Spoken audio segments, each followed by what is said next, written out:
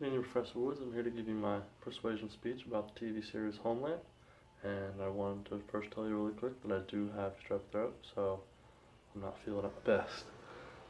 So, to get this started, I'd like to point out most people's opinions about Homeland, and the biggest one is that it makes it look like all Muslims are terrorists. But I completely disagree after watching about 3 episodes, one I did for my English essay, analysis essay. I formed the opinion that the TV series clearly dictates that Muslims are good and are regular people versus radical Muslims or terrorists are the ones that we need to watch out for. But most people, I feel like, don't get that, and I'd like to explain a few points that clearly define that. And the first being a prince and a very large terrorist organizer. They meet on a plane and they have a discussion, and it was recorded by one of the CIA analysts that was tasked with security on the prince. And when she took the video of the prince and the terrorists talking, she turned it into the CIA, and at first they kind of assumed automatically that, hey, this guy is funding the terrorists, this guy is automatically, a bad guy. Whereas later on in the series, we find out that they were actually just talking like friends, like they hadn't seen each other in a long time. And I think that's pretty cool just because, you know, we all gotta have friends. And it's cool seeing an old friend every now and then, even if he's a terrorist. We might have grown up together. So that one clearly dictates that, hey, this prince is not a bad guy so far. Maybe he could have switch sides. They could have their personal conversations about their plans to destroy America elsewhere. But for the most part, starting right now, it kind of sets a mood towards this prince's actual personality. The second thing that comes along is when the analyst gets murdered by somebody. I'm not going to ruin the show for you guys. And they interview the prince because they automatically think, hey, they found out she's a CIA agent, and she found out that they were recording him, so he killed him. But in the interview, the prince was teary-eyed, crying, very upset, wondering why he was being interrogated when the CIA should have actually found who actually killed the woman that he loved, because he did love her and he wanted to marry her, and he gave her like this $500,000 necklace, which was great. So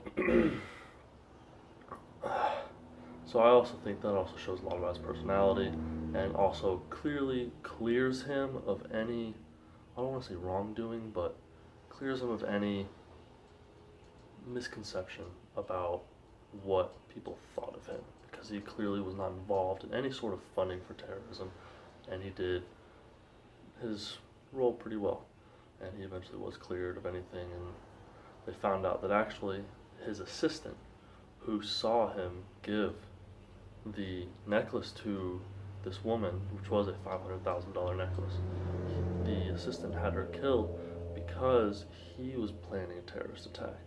And that's where they clearly outline the difference between Muslims as regular people, like the prince, who have daily lives, maybe they're rich and they know powerful people, but they're regular people, versus these other group of Muslims who are radical and have bad intentions towards what they're doing.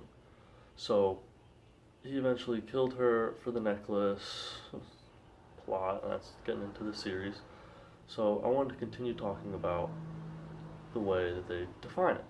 And the second point that I'd like to talk about is Brody. Brody is the main character, who was a American soldier who got captured by the Muslims and was held in torture chambers for, I think it was 8 years, 8 years, something like that.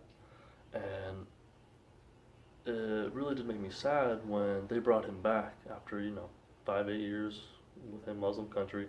He practiced his belief in private, just because he knew that if he practiced it in public, he might get labeled a turned agent, which is what the CIA was spying on him for. they were going to label him a turned agent and have him killed or interrogated, and you know how CIA does their things, disappear for a long time, never to come back. But he had a family, he had a daughter, and he had a son who were older, and they make him out to be kind of, I mean, he has PTSD. He's just a stressed guy who served a long time in the war, and he just wants his old life back, and he doesn't really want to be bothered. He has a new faith and he has a new religion, which I can understand that. You know, if somebody tortured me every day and I was forced to learn a religion, I could learn a religion for that, you know, for, you know, maybe 10 less whips a day. But he's just a good guy. He doesn't, the episodes that I watched, I found out later on, like, because I kept saying he's a good guy, why are they spying on him? I found later on that at like season 2 or whatever, he attempts to blow up something because he was sick and tired of the US trying to use him as a rat to fund this war in Afghanistan. So he does attempt to blow something up.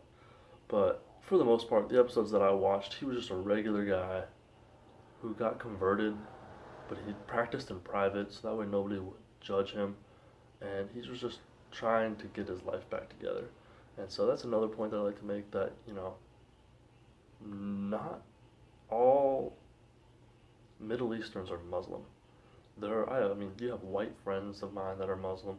You know, you might even have Chinese or Indian people who are Muslims, and I don't know, people from Canada could be Muslim. It's a culture that's been around forever, and a lot of times Muslims have already been here before the war, and now you notice them because of terrorism and modern day society. It's really kind of sad. So that's kind of my persuasion speech in a nutshell.